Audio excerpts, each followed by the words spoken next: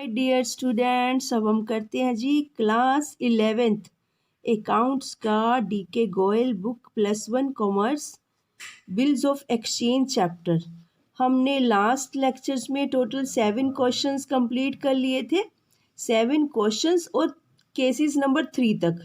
ये 4th case है जो आपकी इस बिल्स ऑफ एक्सचेंज के चैप्टर में गिवन है।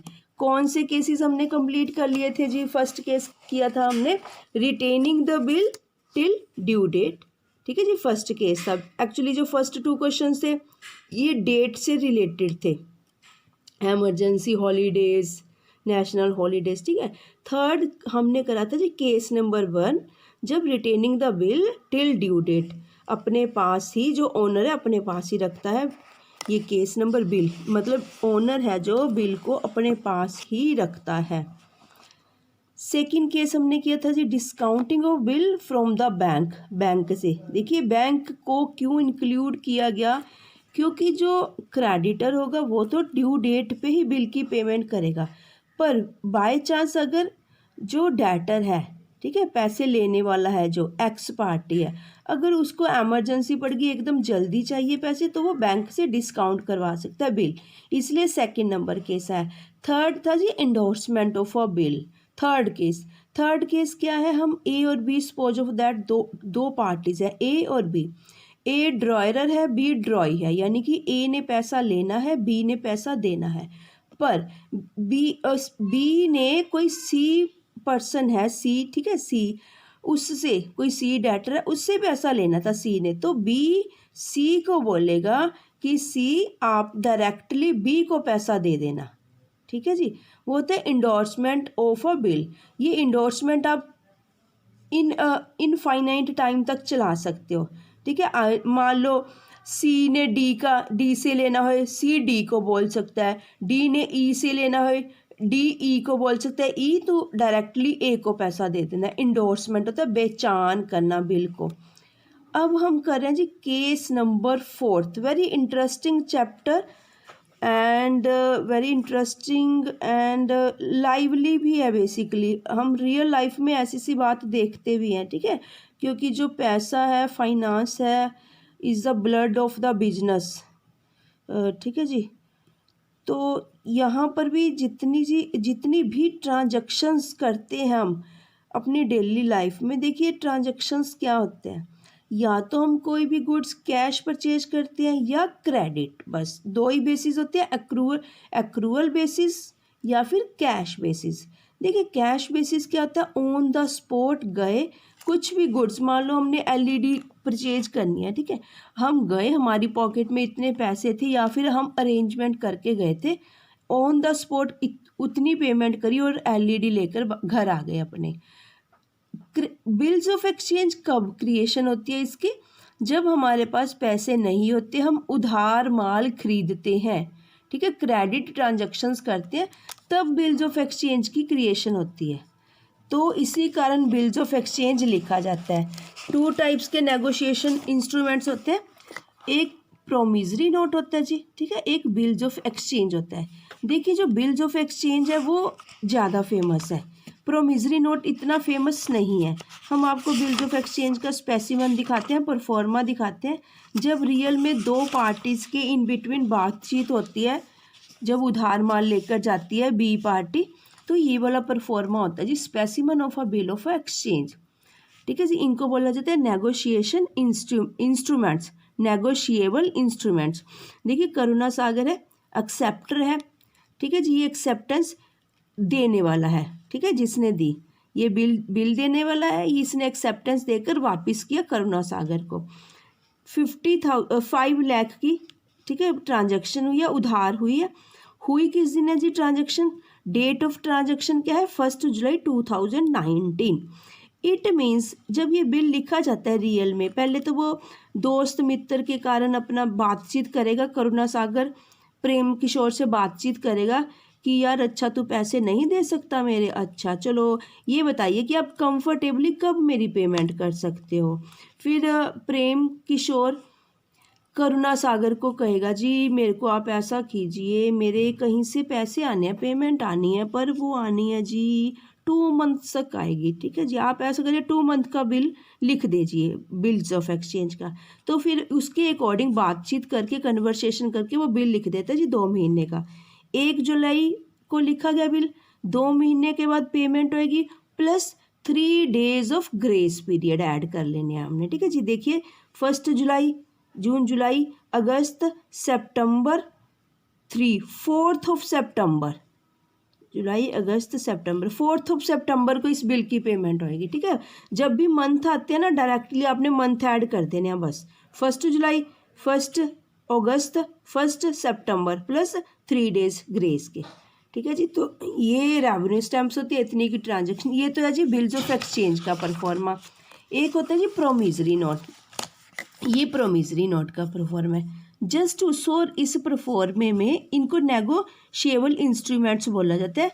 उधार के माल के कारण ये लिखे जाते हैं, 2 पार्टीज के इनविटमेंट लिखे जाते हैं, रिटर्न डॉक्यूमेंट होता है, रिटर्न एविडेंस होता है ये वाला। ठीक है, इसलिए क्योंकि वर्बल बात करना कुछ और बात होती है, कल को कोई पार्टी मुकर जाए, मैंने तो तेरे से कुछ खरीदा ही नहीं था, पैसे ही नहीं लेने, मैंने तो तेरे को देने कुछ भी नहीं। ठीक है, रिटर्न एविडेंस है।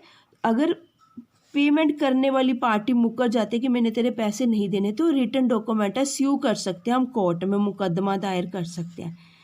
देखिए प्रोमिसरी नोट में क्या होता है जी, प्रोमिसरी नोट में सिर्फ इस बात का ध्यान रखना, प्रोमिस वर्ड यूज़ किया जाता है। प्रोमिसरी, प्रोमिस, देखिए यहीं से ही वर्ड निकल के है ना, तो इस चीज़ का ध्यान रखना। अदरवाइज ऑलमोस्ट सारा कुछ सेम है, जैसे अपना बिल्स ऑफ एक्सचेंज का स्पेसिमन था, परफॉर्मा था, ऐसे ही इसका परफॉर्मा है। ठीक है जी, बस सिर्फ प्रॉमिस वर्ड का याद ध्यान रखना, बाकी ऑलमोस्ट सारा सेम है। चलो जी, अब हम अपना जो करने वाले थे जी केस नंबर 4, केस नंबर 4 भी आपको दिखाते हैं क्यों केस नंबर 4 की शुरुआत क्यों हुई, क्या चीज़ है केस नंबर 4। ठीक है जी, केस नंबर 1, केस नंबर 1 हमने यहाँ से करा था जी। आप भी अपनी बुक्स लेकर आपने भी क्या करना है, ये देखिए different uses of bills receivable. Case number 1 यहाँ पर लिख लोगे आप भी, when the bill is retained by the drawer in his own possession till the date of maturity. First बिल्कुल देखिए ध्यान रखना, डीके गोयल की बुक्स बहुत अच्छी बनी हुई है।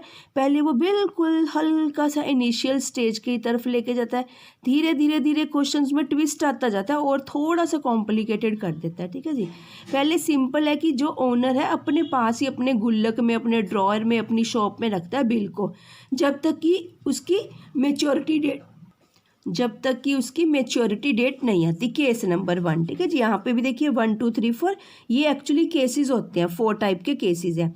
ठीक है जी, जो हमारा आज करने वाला केस है वो करेंगे जी, he may send it to his banker for collection, ये वाला केस करेंगे।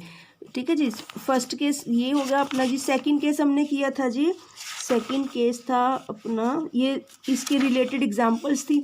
सेकंड केस यहाँ देखिए, when the bill is discounted from the bank. ठीक है, ये फैसिलिटी हमें अपने जो ओनर होता है उसको इमरजेंसी पड़ जाए इसलिए होता है, क्योंकि कस्टमर कहता है मैं तो टाइम पे ही तेरे पैसे वापस करूँगा, पर अगर उसको एकदम इमरजेंसी पड़ जाए तो वहाँ से।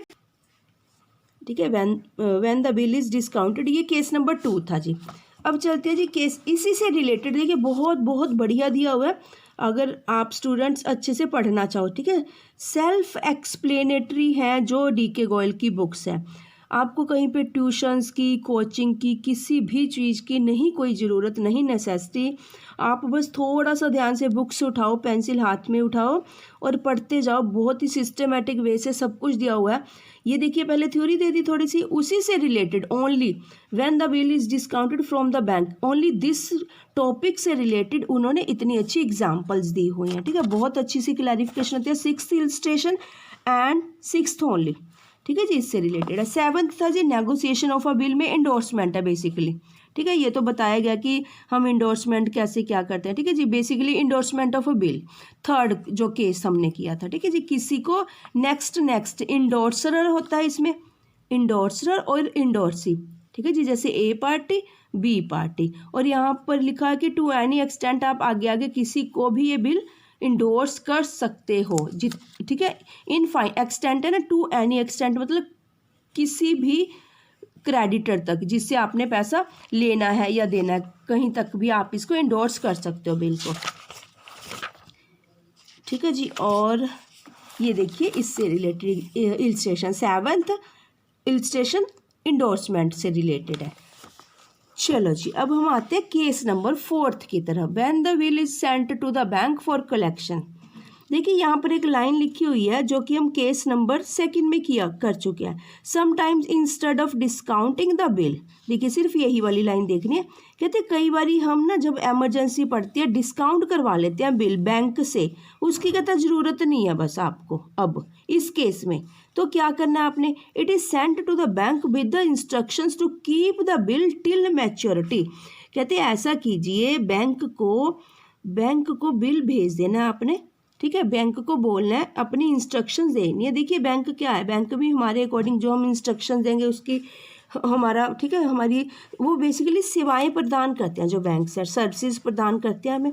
तो उसको हमने बोल दिया कि तब तक अपने पास बिल रखो जब तक कि बिल की मेच्योरिटी डेट ना आ जाए, ठीक है। And collect its amount from the acceptor on that date, कि तब पैसा कलेक्ट कर लेना जब ड्यू डेट आ गई, ठीक है, फ्रॉम द एक्सेप्टर जब ड्यू डेट आ जाएगी। In such a cases bank will not credit the, तब तक देखिए एक बात सोचने वाली है, कस्टमर जब तक कस्टमर ने पैसे ही नहीं दिए वो, ठीक है, जब तक जिस पार्टी से हमारे पास पैसे आने थे जब तक वो पैसे ही नहीं आए तब तक वो, ठीक है, एक्सेप्टर ने जब तक कस्टमर के पैसे नहीं दिए तब तक वो क्रेडिट क्यों करेगा बैंक बिल को, है ना। Until the amount of the bill is actually released by it, जब तक वो रियल में रिलीज होता है, सच्ची में रियल में पैसा ना आ जाए उसके पास से, ठीक है, एक्सेप्टर के पास से, तब तक वो अपने पास रखेगा। बस इसका जी अब अकाउंटिंग ट्रीटमेंट देखना, देखिए ध्यान से देखना क्योंकि इनसे रिलेटेड 4 क्वेश्चंस हैं, 8th 9th 10th and 11th 4 questions हम करेंगे जो कि सारे के सारे किससे रिलेटेड है, case number 4 when the bill is sent to the bank for collection. देखिए यहाँ से देखिए, ठीक है, बस अभी आप जस्ट इस वाले 4th केस की स्टार्टिंग है तो इसलिए थोड़ा सा अच्छे से मैं क्लियरली समझा रही हूँ। 8th क्वेश्चन भी ऐसा है, 9th भी, 10th भी, ठीक है जी, 10th के बाद 11th भी है ना, ऐसा ही है ना, यस, ठीक है जी। 11th तक 4 केसेस ऐसे हैं जब बिल को बैंक में कलेक्शन के लिए भेज दिया जाता है। फिर ये नेक्स्ट टॉपिक हम करेंगे जी, retiring a bill under rebate. ये टॉपिक्स है, नेक्स्ट केसेस नहीं है, बस केसेस 4 तक थे हमारे, यहाँ तक थे, ठीक है जी। तो यहाँ 4th नंबर केस को थोड़ा सा ध्यान से समझ लो। इसका अकाउंटिंग ट्रीटमेंट बहुत ईजी से बहुत ईजी है। आपको पहले तो हर टॉपिक के बारे में 2-4 लाइंस में डेफिनेशंस पता होनी चाहिए हर एक चीज़ की, ठीक है जी। जैसे इन्होंने दिया कि होता क्या है, क्या करना, तो डेफिनेशंस, ये बेसिकली मीनिंग डेफिनेशन। फिर उसके बाद अकाउंटिंग ट्रीटमेंट, मतलब अकाउंटिंग जर्नल एंट्रीज कैसे पुटअप करनी है आपने, ये है।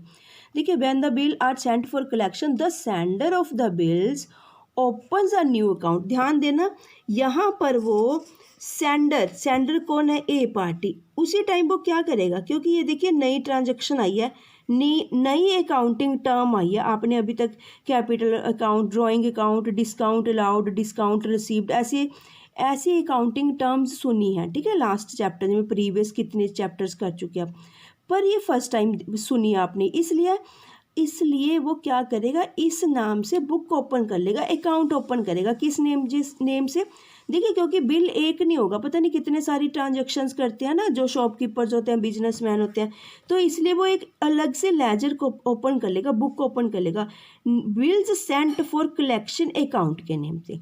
This is a personal account. ये भी खूब ध्यान रखना, MCQs में बहुत सारे क्वेश्चंस आते हैं, ठीक है। पर्सनल अकाउंट आपको पता होना चाहिए।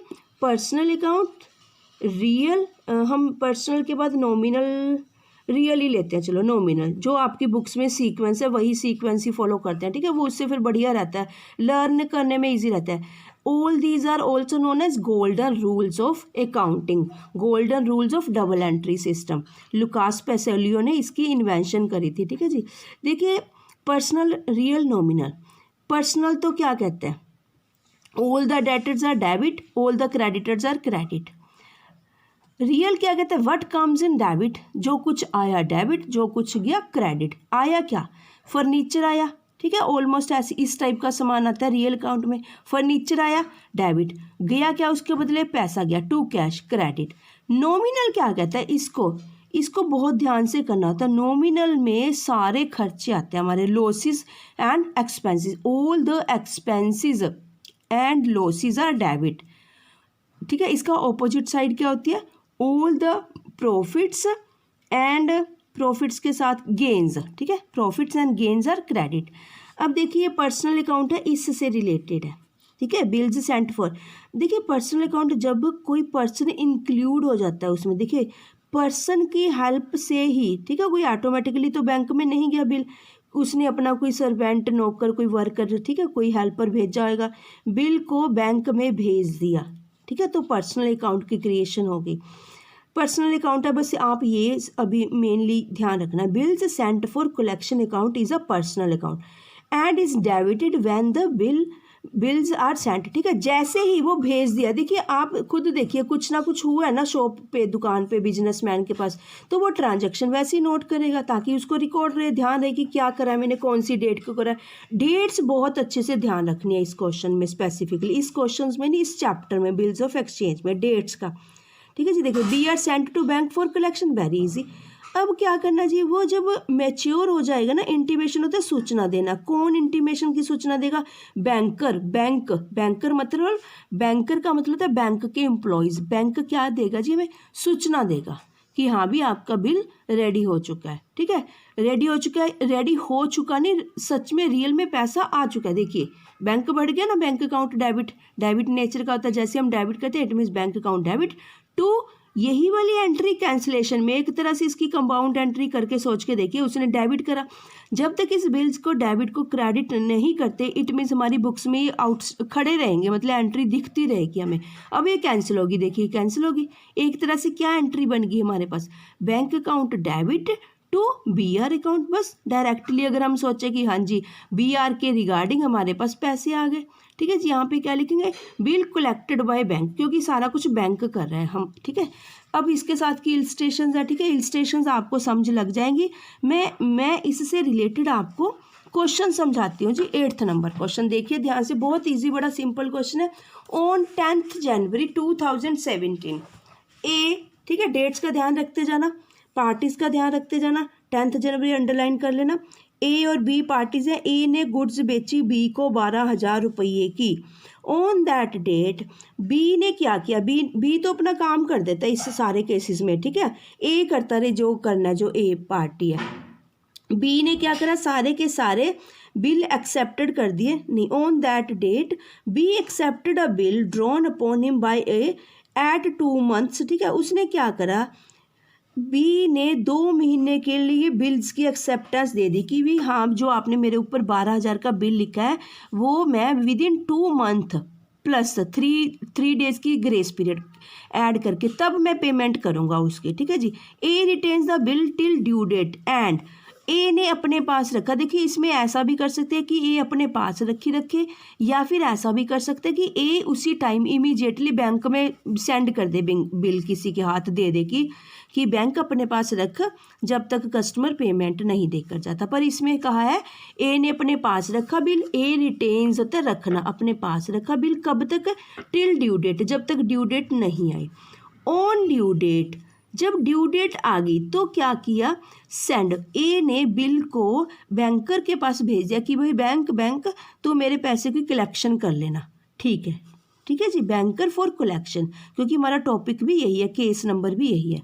चलो ठीक है, पर इस बात का ध्यान रखना, ये वाली लास्ट लाइन का, इन ड्यू कोर्स। ठीक है, ये ड्यू कोर्स होता है ड्यूरिंग द पीरियड। क्या हुआ, अब ए रिसीव्स, ठीक है, क्योंकि अभी जस्ट उसने इन्फॉर्मेशन भेजी थी, बिल भेजा था बैंक को कि भाई बैंक तू पैसा कलेक्ट कर लेना। ठीक है, मेरा कोई कस्टमर है वो बिल की पेमेंट करके जाएगा, तू पैसा कलेक्ट कर लेना मेरे बिहाफ पे बी से। चलो ठीक है, in due course A receives the information from the bank. चलो ये भी बात होगी, उसी टाइम ठीक है, उसी सेम डे ही इंफॉर्मेशन आ गई ए के पास। कहाँ से आ गई, बैंक के पास से। बैंक कहता, बैंक अपने ए को कहता, ए सुनो, ठीक है, bill has been duly met, हो गया, ठीक है। मतलब बी ने फुली पेमेंट कर दी, क्योंकि ये वाली बात का बहुत अच्छे से ध्यान रखना है। सम ऑफ द टाइम्स क्या होता है, बिल डिसऑनर भी हो जाता है, या पार्टी देने में इनकार करती है, या पार्टी रिक्वेस्ट करती है कि भाई मैं 2 मंथ में विद इन 2 मंथ्स पेमेंट नहीं दे सकता, काइंडली मेरा पीरियड और बढ़ा दीजिए, ठीक है। जैसे रियल की बात सोचो, अगर हम कोई 2 पर्सन हैं आपस में ट्रांजेक्शन्स करते हैं पैसे की, कई बार हम कह देते हैं कि हाँ चलो मैं आपके ना 2 महीने तक पैसे लौटा दूंगी वापस, प्लीज़ मेरे को आज दे दो, एमरजेंसी पड़ेगी, ज़रूरत है पैसे की। पर जब देने की बात आती है, कई बार हमारे पास नहीं अरेंजमेंट होता, हम कहते हैं यार चलो प्लीज़ 15 डेज़ 15 डेज़ और दे दीजिए मेरे को, मैं 15 डेज़ तक ज़रूर आपको पैसे वापस कर दूंगा। यही वाली चीज़ इस केसेस में कई बार आएगी, नेक्स्ट क्वेश्चंस में, वो ध्यान रखना, ठीक है। पर इस बार इसका मतलब क्या होता है, बी ने कंप्लीटली अपना जो भी पेमेंट्स थी और ड्यू डेट पे सब कुछ पेमेंट कर दी। ये इस लाइन का ये मतलब होता है bill has been duly met, पूरी ट्रांजैक्शन होगी, ठीक है, मतलब पेमेंट होगी। अब करना क्या जी, ये ध्यान रखना है, जिस चीज़ में रिक्वायरमेंट है उसी में आप काम करोगे, अदरवाइज लीव इट, ज़रूरत नहीं है बाकी पार्टीज़ में एंट्रीज करने की। उन्होंने कहा कि दोनों की बुक्स में, ए भी और बी की, दोनों की बुक्स में जर्नल की एंट्रीज करना, ठीक है। अब हम क्वेश्चन देखिए, इसको क्वेश्चन को कैसे करेंगे देखिए ध्यान से। ए ने क्या करा था जी, बिल सेंड करा था।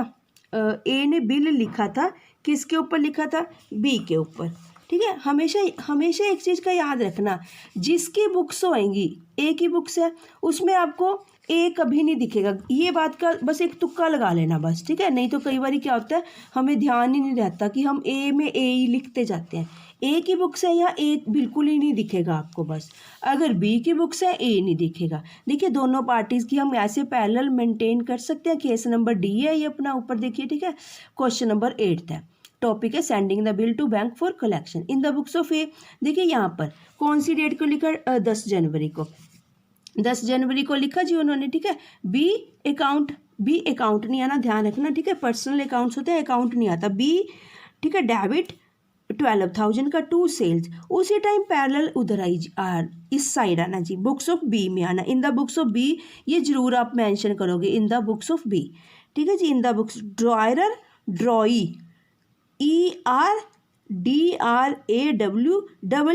ड्रॉई, वही सेम डेट आ गई। परचेजेस, आप एक बात और ध्यान रखना, जब आप इधर एंट्रीज करोगे अपने आप को ए मान लेना, बस अपने आप को ही, ठीक है। क्वेश्चन से एक तरह से बातें करनी होती है, क्वेश्चन में बहुत अच्छे से ध्यान से करोगे ना, बहुत बढ़िया एकदम कंप्लीट हो जाता है अच्छे वे में। अगर पार्टी बी में एंट्रीज करोगे अपने आप को बी मान लेना है, ठीक है जी। Purchases account debit to A, देखिए यहाँ पर being goods sold to B, यहाँ पर being goods purchased from A. Journal entries के चैप्टर में चले जाना बस आप, जो स्टार्टिंग है, इसलिए जर्नल एंट्रीज बहुत अच्छे से आपको आनी चाहिए बस। और कोई चैप्टर आपको पूरी बुक का आए ना आए, journal entry is the most important chapter. Next देखिए, अभी तो ट्रांजैक्शन हुई थी, ए और बी क्यों लिखा, उधार के कारण। आपको पता है अगर कैश होता तो कैश लिखते, काम ही ना था, बिल्स ऑफ एक्सचेंज की शुरुआत ही ना होती, ठीक है। उधार हुआ इसलिए करना पड़ा। अब भाई बी क्या करे, ए क्या करेगा जी, बी के ऊपर बिल लिख देगा, लिख दिया BR, bills receivable account debit to B, bill received from B. कैसे रिसीव्ड, उसने एक्सेप्टेंस दे दी। यहाँ पर ए ने, देखिए ज़बरदस्ती नहीं कर सकते हम, पहले तो उन्होंने आपस में बातचीत करी, बी और ए ने बातचीत करी, ए ने बी से पूछा कि भाई तू ऐसे पैसे दे देगा, वो कहता चल ठीक है लिख दे, बिल दे दे, मैं दे दूंगा, फिर उसने एक्सेप्टेंस दे दी। ए ने टू बी, देखिए ये आउटसाइड लाइबिलिटी है इसके लिए, है ना, लाइबिलिटी, ये इसके लिए एसेट है, संपत्ति है, करंट एसेट है, ये करंट लाइबिलिटी है। करंट एसेट, करंट लाइबिलिटी होता है विद इन 1 पीरियड हमें पेमेंट करनी होती है। Being bills payable given to A, to the point narration लिखनी है, कुछ नहीं लिखना, बस देखो जस्ट क्लैरिफिकेशन हो रहा है, लेंथी नहीं लिखना, बस जस्ट हल्की सी लिखनी है, टाइम वेस्ट नहीं करना नरेशन लिखने में। डेट ध्यान रखना सेम होगा, ठीक है जी। अब जी मेन जो टॉपिक है अपना आज का, 13 मार्च, सोचिए 10 जनवरी, 10 जनवरी प्लस 2 मंथ्स ऐड कर दीजिए, ठीक है। 10 जनवरी यानी कि 10 फरवरी हो गया, 10 मार्च हो गया, 2 मंथ ऐड कर दिया, plus 3 days of grace period add कर देने हैं, 10, 11, 12, 13, ठीक है जी। 13 मार्च आ गई, 13 मार्च 2019, क्लियर। क्या करा उस डेट को उसने, ठीक है, यानी कि ए पार्टी ने ठीक है, जिससे हमने माल खरीदा था, उधार क्रेडिट, उसने बैंक में भेज दिया बिल। ये बात का ध्यान रखना, उन्होंने स्पेसिफिकली लिखा कि उसने जब ड्यू डेट आई तब भेजा बिल। कई बार ये भी हो सकता है कि वो इमीडिएटली भेज दे बिल, तो हम यहाँ पे डेट 10 लिख देंगे बस, अगर इमीडिएटली भेजता है। पर ड्यू डेट लिखा तो इसलिए हम क्या लिखेंगे 13 मार्च, यहाँ पे 13 मार्च है दोनों side. Bills sent for collection account debit, क्योंकि उसने अकाउंट ओपन करा यहाँ पे, टू BR अकाउंट। लिखोगे क्या, being bill sent for collection to bank, ये भी लिखना, टू बैंक जरूर लिखना। ठीक है जी, हो सकता है कभी किसी अपने सर्वेंट के पास, किसी हेल्पर के पास भेजा हो तो टू बैंक जरूर लिखना है। इससे क्लैरिफिकेशन हो जाए कि भाई हमने बैंक को भेजा है कि बिल कलेक्ट कर लेना हमारे बिहाफ पे, हमारे कस्टमर से। यहाँ पे ऑपोजिट सोचिए, अब हम बी पार्टी हैं, क्या करेंगे, हम पेमेंट करने वाले हैं, क्रेडिटर है, bills payable account debit to bank account. ठीक है जी, कंप्लीट। अब यहाँ पर देखिए, यहाँ पर जैसे ही उसने भेजा इसने, ठीक है, देखिए ये वाला जो पर्सन है, ये वाला, ठीक है, ये तो अपनी ड्यू डेट पे बिल की पेमेंट कर देगा, यानी कि बी पार्टी है। बैंक ने क्या किया, उसके अकाउंट में पैसे, ठीक है, इससे लेकर, यानी कि ये बी पार्टी से पैसे लेकर क्या करा, उसको इंटीमेट भी कर दिया, और यहाँ पर एंट्री भी होगी, bank account debit to bills sent for collection account, यानी कि उसके बैंक में पैसा आ गया, ए के बैंक में। ठीक है, क्या एंट्री करेंगे, being amount of bill collected. ठीक है जी, यानी कि बैंक ने ए के बिहाफ पे बी से पैसा कलेक्ट कर लिया, इसकी ये एंट्री हो जाएगी। ठीक है, आपको यहाँ से भी दिखाते हैं जी कैसे एंट्रीज होंगी। यहाँ से देखिए, एक दो क्वेश्चंस भी आप अपना यहाँ से देख लीजिए। देखिए, एक्चुअली BP टू बैंक, बस ये वाली जो फोर्थ एंट्री है, देखिए इन्होंने अकेले अकेले ऐसे एंट्रीज पाई हुई हैं। ठीक है, जर्नलाइजिंग इस टाइप में की है। देखिए, पहले गुड्स का केस चला, फिर BR लिखा गया, फिर बिल सेंड करा गया बैंक को कलेक्शन के लिए। उसके बाद देखिए यहाँ पर देखिए, ठीक है, यानी कि यहाँ तो हम ए पार्टी में 4 एंट्रीज करेंगे। इस बात का ध्यान रखना जरूर, क्योंकि लास्ट एंट्री यहाँ बुक्स ऑफ वाई की बुक्स में लास्ट एंट्री नहीं आनी, BP टू बैंक आएगा, बस उसने पेमेंट कर दी। यहाँ पे देखिए, ठीक है, इस चीज़ का स्पेसिफिकली ध्यान रखना है। यहाँ तो उसने, देखिए यहाँ पर जो बी पार्टी है ना, उसने अपनी ड्यू डेट देखी, क्योंकि उसका कलेक्शन से कोई रिलेशन ही नहीं है बी पार्टी का। बिल्स सेंट फॉर कलेक्शन का किससे, इस ऐसे देखिए इस एंट्री को। ठीक है, बिल्स सेंट फॉर कलेक्शन, इस एंट्री को इसके साथ कंपाउंड करके, कंबाइन करके देखिए, कंपाउंड कह लीजिए, कंबाइन कह लीजिए। ठीक है, टू BR, उसके बाद इसका इस एंट्री से रिलेशन है। ये अपना आराम से मस्त तरीके से चलता रहेगा। जब उसकी ड्यू डेट आएगी, आ गई ड्यू डेट, बस ये डायरेक्ट पेमेंट कर देगा बैंक को, BP टू बैंक अकाउंट। ठीक है, amount of bill paid to bank on due date by B। ठीक है, इस एंट्री की तरफ ध्यान रखना, क्योंकि वो अपना काम खत्म कर चुका है। यहाँ पे एंट्री आने का कोई सवाल ही नहीं पैदा होता कि यहाँ पे एंट्री आई है ना, हो ही नहीं सकता, क्योंकि उसने काम खत्म कर दिया। उसका जो बिल लिखा गया था, जो पेमेंट करने वाली थी 12,000 की पेमेंट कर दी। देखिए, BP यहाँ क्रेडिट था, यानी कि उसके अकाउंट्स में, उसके खातों में एग्जिस्ट कर रहा था, यहाँ डेबिट होगा, कैंसिलेशन होगी, बस काम खत्म। इसका इसके साथ देखिए, इधर इस एंट्री को इसके साथ कंबाइन कीजिए। ठीक है, बिल्स सेंट फॉर कलेक्शन हो गया टू BR अकाउंट। यहाँ पर बैंक ने सूचना दी, क्योंकि देखिए ऐसे करके एंट्री ऐसे चली, फिर इधर चली, यहाँ से एंट्री इधर, फिर इधर चली, यहाँ आके एंडिंग होगी। क्यों, क्योंकि यहाँ पर उसने बैंक ने उसको सूचना दे दी, इन्फॉर्मेशन दे दी, इंटीमेशन दे दी कि ए आपका पैसा हमारे अकाउंट में आ चुका है, बैंक अकाउंट डेबिट। ठीक है, तो जैसे ही मतलब बिल हमारे पास पेमेंट आ गई है, तो जैसे ही उसके पास पेमेंट आई, उसने क्या किया, उसके अकाउंट में बैंक में ट्रांसफ़र कर दिए, 12,000 क्रेडिट कर दिए। एक बात लिखी हुई थी ना कि जब तक कस्टमर पैसा नहीं दे के जाता, तब तक ये पैसा इधर ट्रांसफ़र नहीं करेंगे। जैसे ही इसका पैसा आया, दे के गया, क्योंकि बैंक नहीं कुछ करेगा, बैंक थोड़ी ना अपने बैंक से पैसे निकाल के देगा इसको, वो दे गया पैसा तो उसने साथ के साथ इधर शिफ्ट कर दिया, बस। ठीक है जी, ये ऐसे इसी के साथ ही जी आपका ये क्वेश्चन नंबर 8 कंप्लीट होता है।